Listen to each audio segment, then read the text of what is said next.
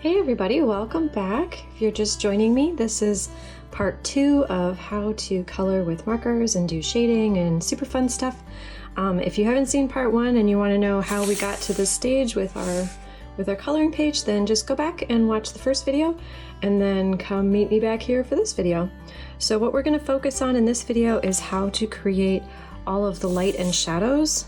I know in the last video I gave a little example showing what this is going to look like once all the light and shadows have been added, and so that's what we're going to do, is we're going to create all that you see on this example page.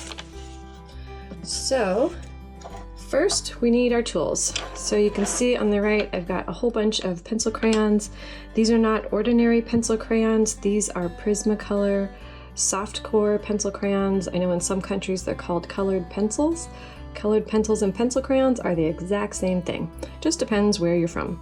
So we're going to use these Prismacolor pencil crayons, and the reason why is because they're soft core, they have this beautiful layering and blending capability that a lot of other pencil crayons just don't have. And when it comes to layering and blending on top of marker, once obviously this is all dried, we aren't going to just color while it's wet, but once it's dried you can blend with these in just an amazing way on the page, and it just adds this really cool effect. It gives your page depth and dimension, and it's so much easier in my opinion to do shadows and lighting and all kinds of really cool effects because it's not so permanent. You can kind of fix things if you happen to get it wrong. So it's nice if you're new to doing shadows and lights. You've got a little bit of wiggle room to practice and just have some fun with it and really express yourself more creatively, because you're not so rigid. With marker, it is kind of rigid. Where you've colored, now that's forever that color. But with pencil crayons, you can kind of do a little bit like some different things with it, and it's not so set in stone everything that you do. So let's get started. Inside the description of the video I will have all of these colors, because each Prismacolor pencil has a number. So I'll have all of these colors there, but again, please don't feel like you have to be using the exact same colors I'm using.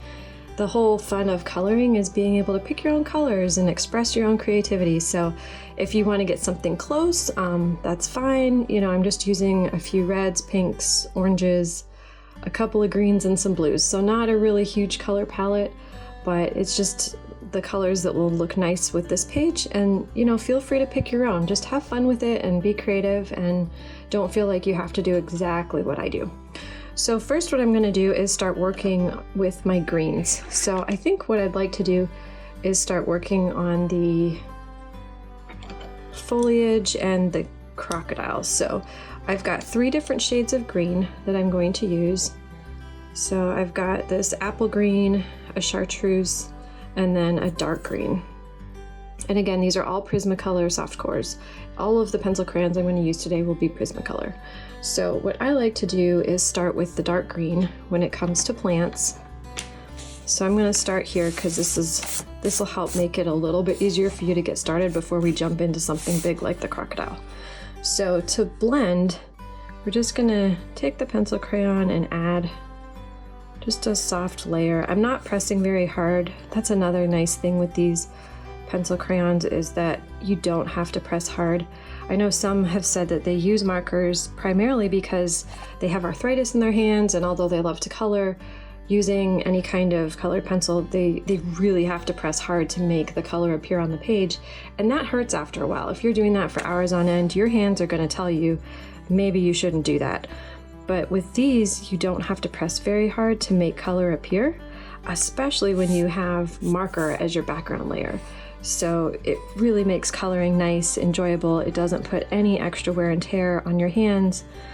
It's just a really nice option for adding some depth and dimension to your page. So I've added that darker layer. So I want to go from dark to light.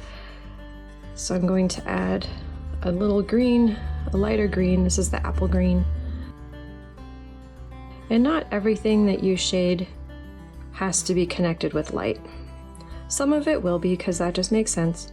But for this, this is the color of what the plant is going to be, so I'm going to use some shading to indicate that.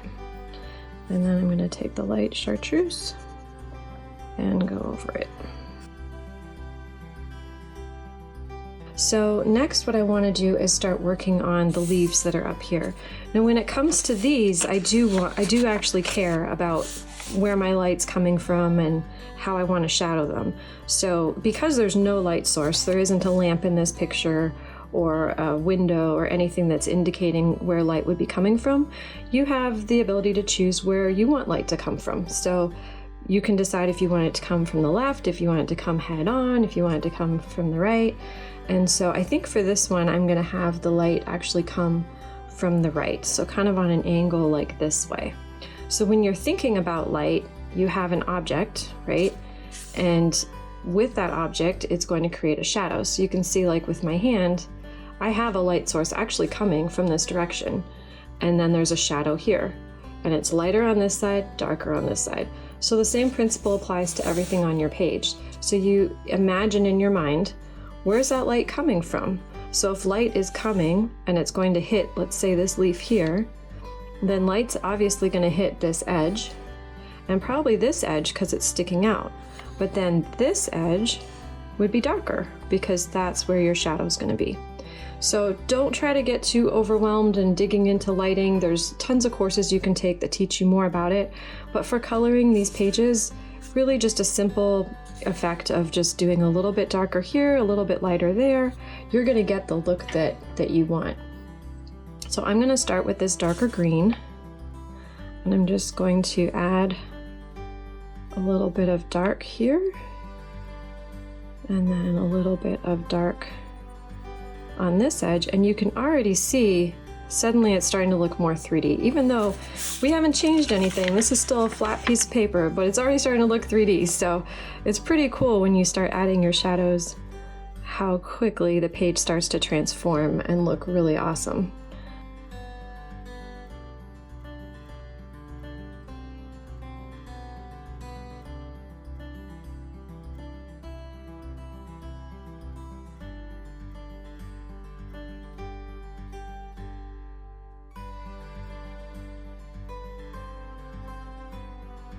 I also want to add a little bit of shadow under some of these other leaves and some cast shadows. So we have our light coming from here, and then we've got a cast shadow for some of these leaves.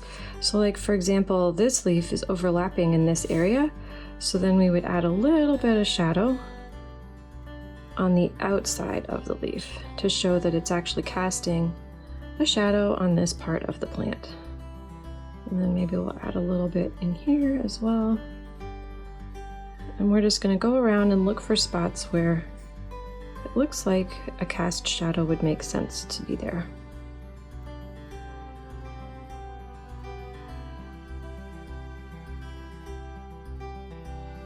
Okay, so even though we've only done one layer with one pencil crayon, it already has made our leaves pop. They all moved like this. Did you see them move? They all moved like this. And it's pretty amazing. That's one of the things I just love about adding the shadows with these pencil crayons, is just watching it all come alive. Okay, so I'm going to switch now to this apple green. It's just a little bit lighter. I'm just going to add it into the shadow layer.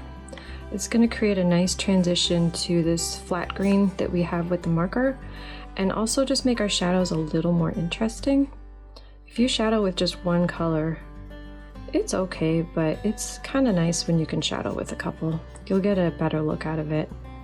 It'll just look a little more professional. It'll have more interest to the eye because the brain will recognize that there's a couple of colors happening in that one spot.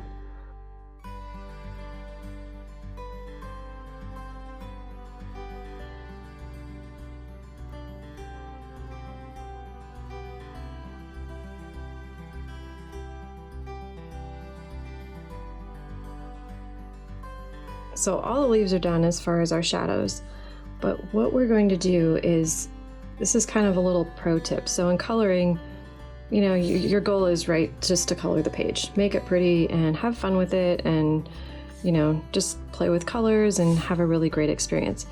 But if you want it to look really polished, we want to pay attention to what the center of attention is on this page. So obviously this cute little guy is the center of attention. And by having a lighter color on the edge, even though we have this black border, it kind of lets your eye escape. And so in order to make people focus on the center of attention, what we're going to do is we're actually going to shadow in here, even though there isn't anything to indicate that there would be a shadow, but we're going to shadow in along this edge just to bring the color in a little more and just to frame it so that it helps draw the eye towards the center of the page, which is what we want. So for this one, I'm actually going to start light and then go dark.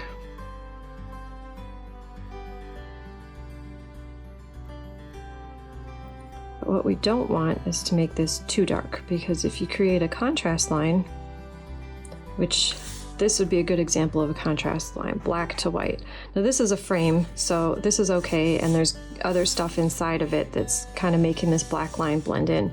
But if all this was just white here, this black and white, this would be a contrast line, and it's going to draw your eye there, and that is not what we want, because then everyone would miss this cute little crocodile in the center, because their eye would continuously keep going back to a spot on the page that we don't really want them to hang out in. We want them to see all of the cute things with this crocodile, how cute he's been colored. So we definitely don't want a contrast line. So you can see, like right there, I've actually made a contrast line, because look how dark that is compared to this and then to the black edge. So I'm gonna have to blend that in, or it's gonna be a spot where your eye is gonna want to keep looking back there, and that is not what I want. So something else that's really nice with Prismacolors is that they have this really cool eraser. Mine's been well used, so I think it used to say Scholar on it, but it's this really great eraser that actually works pretty good on pencil crayons. So like if I want to lighten this, let's say maybe my blending just is not working and I'm already like, oh no, what do? I've ruined my whole page. Never fear with pencil crayons when it comes to Prisma, because if you have this little Scholar eraser, you can actually erase some pencil crayon. So it's like a little undo button. Okay, so now let's start working on our little crocodile. So we know he's got these two lumps in the front of his head. So the left side, definitely going to be a shadow. If you're not sure where to put a shadow for all of his parts, then just do the parts that are easy to you and then move into the harder stuff, and it'll make it a lot easier because our brain will start to realize where we've got shadow and where the next shadow should happen.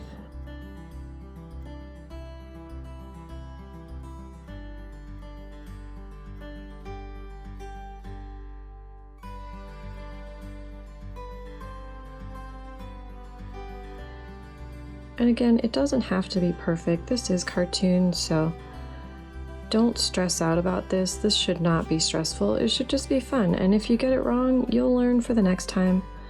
It might create a knowledge scar, but at least we've got the knowledge now and we know how to fix it the next time. So now let's take our darker green and let's do darker shadows.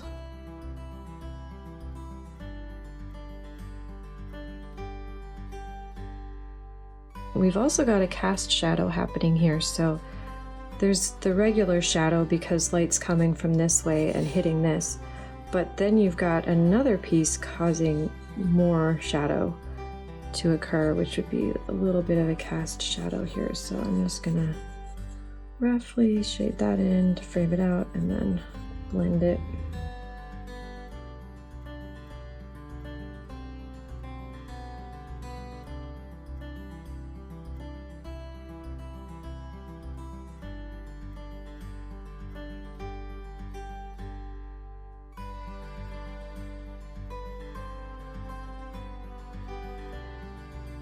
Alright, so he's looking good, and now let's move into the rest of the crocodiles. So now let's work on these other two little crocodiles, and because these are their own pictures, they're not actually living in the scene, we can have a light source come from whatever direction we want. So just for fun, for this little crocodile, we're going to have the light source come from here, as if that's where it was coming from when his picture was taken. It's also a nice way to get practice doing some shadows on the other side.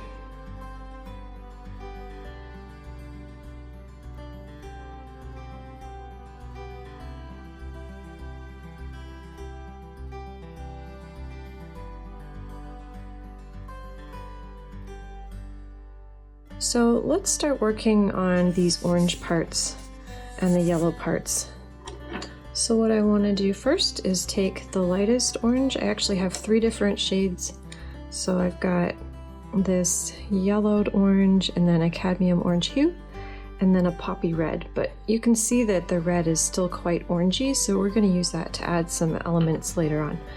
So first I'm just going to take this lightest kind of a yellowy orange color and start adding some depth and shadows to these headphones.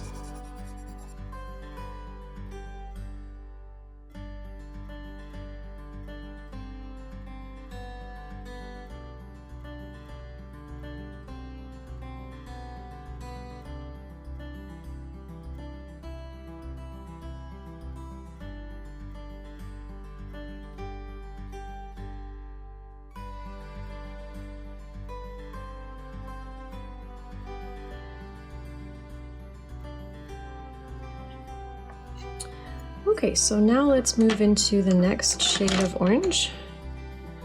It's this cadmium orange hue, and we're going to add some darker shadow elements.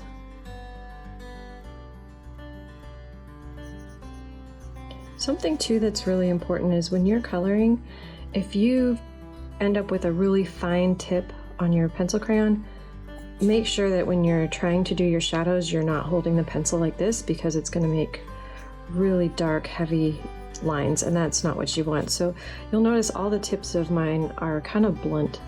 I have that purposely. I don't sharpen them to a fine tip. If I need to do a fine edge of something, then what I would probably use is like one of these very thins. This is also Prismacolor, and these are hard leads. So these are soft and these are hard. And the hard ones you can sharpen to a really fine tip, and they're not supposed to break. I haven't had any break yet. They're actually really tough. And you can come in and do like really detailed lines and catch these edges if that's something that you want to do.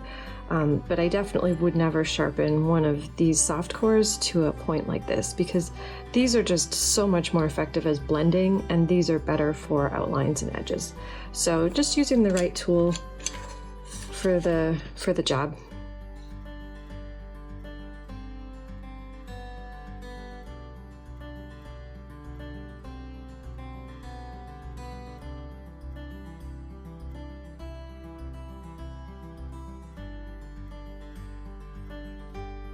If you saw my previous video where I colored this in with marker, you may remember that I forgot to color the snail's tail. So I had to come back in and add the color. And with the pencil crayons, I forgot the tail again, so apparently I just can't seem to remember this thing. But as long as you remember it before you call the page finished, you're alright. So I'm gonna go back to my lighter orange and color this thing in. I don't know, I cannot remember that it's here for some reason.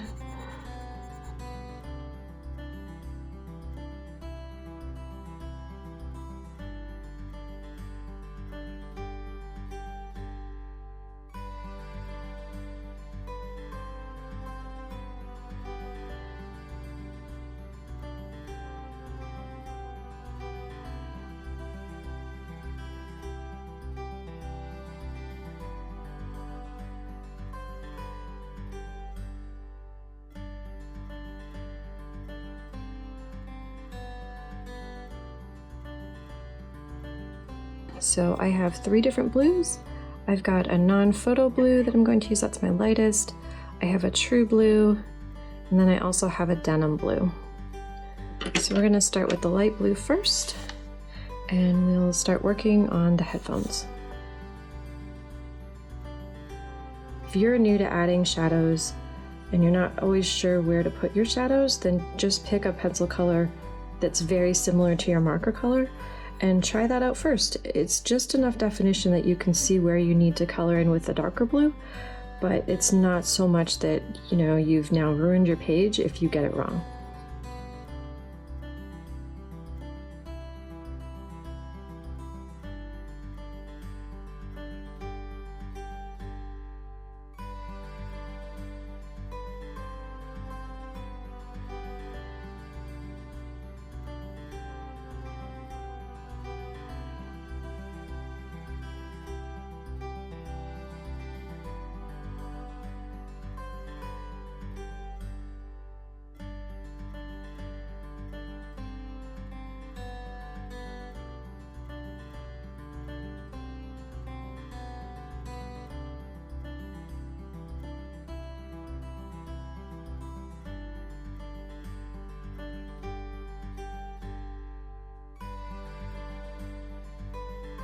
Okay, so before we move into the other colors, I think I want to take care of these mushrooms. And what I'd like to do is just add some of this orange color to make it fit in just a little bit better.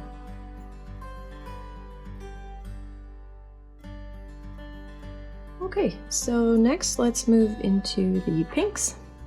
So I have two that I'm going to use. There's this processed red, which you could tell based on its size, I use this one all the time. And then I have this magenta that is going to be just a darker shade that I can use for some of the darker shadowy areas. So let's start working on these headphones.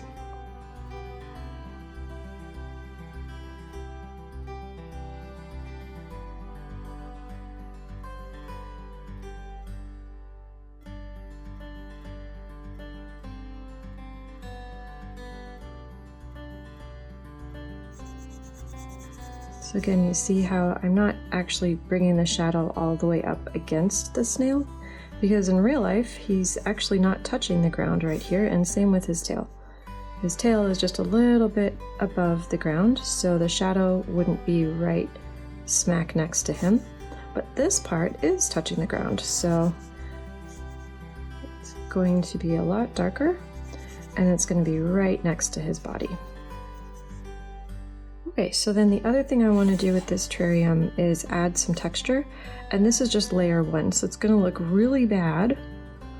So just trust me, I'm not ruining the page. Kind of like our fishbowl, just trust me, like you did with the marker part. With the fishbowl, it didn't end up looking bad, but we need this underneath texture to help the final layer to pop. Because sometimes to make things pop, you need contrast. Okay, that's it for that color. And now our last color is red. So now we're going to add some shadow to the table.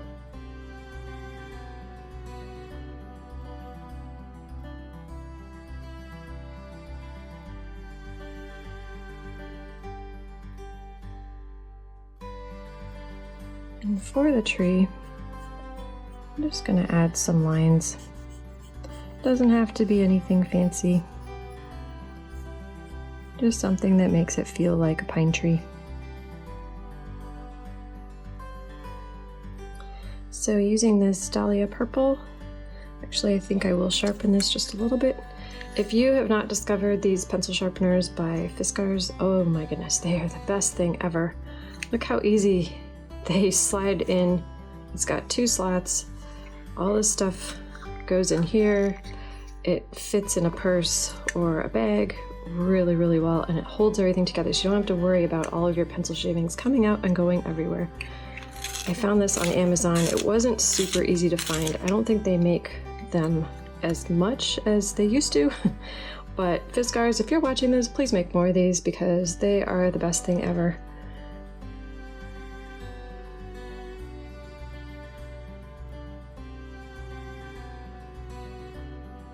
It's important that you do your shadow on the wallpaper now before you add any kind of paint pens on top of this, because paint pens are kind of hard to color over. You can get away with a little bit with Prismacolors, but sometimes they just are not as friendly to color over.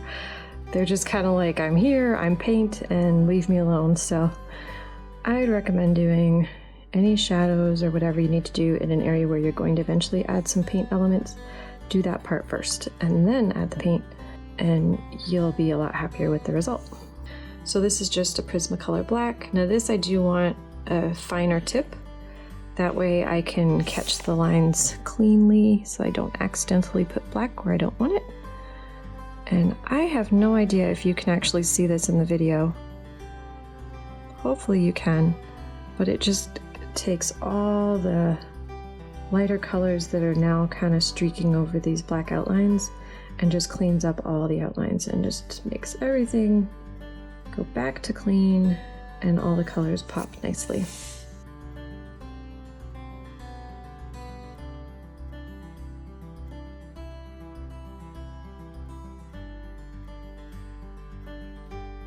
So now what we're going to do is use our jelly roll. This is a Moonlight Jelly Roll 10 and it's in pink, and we're going to use that to create our little wallpaper effect. We're also going to use this to do our little terrarium.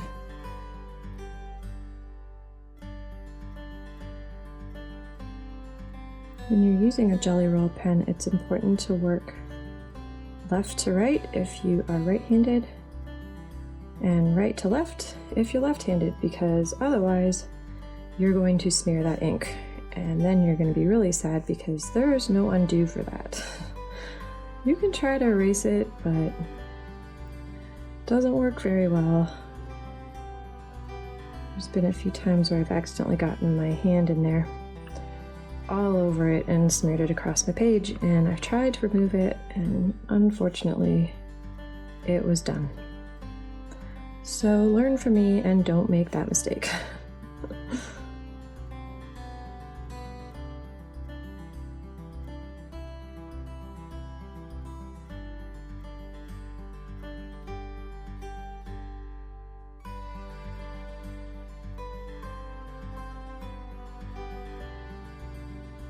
I just want to go over these one more time because they're just not quite as bright as I want them to be.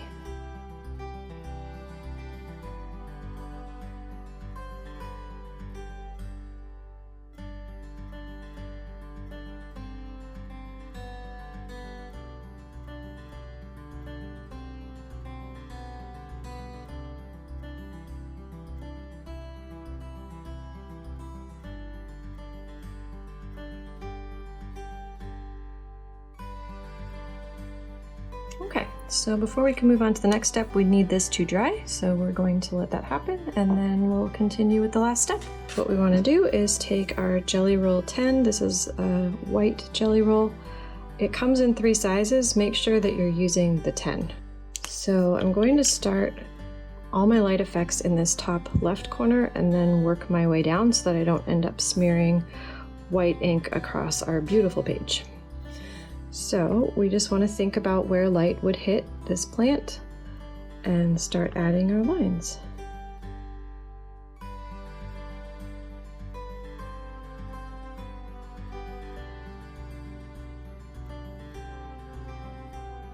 You can see there's a couple spots I've goofed. I've gone into the black here, and this is kind of a mess. But that's okay. If it's a little goofy, it's okay. There's ways to fix that, and I'll show you how to fix those. Just try to keep control of the pen as much as you can because this is paint. But don't panic. This should still be a really fun experience, and just enjoy watching these pops of light appear on your page as you add them and see how it just starts making everything amplify. It's really, really cool.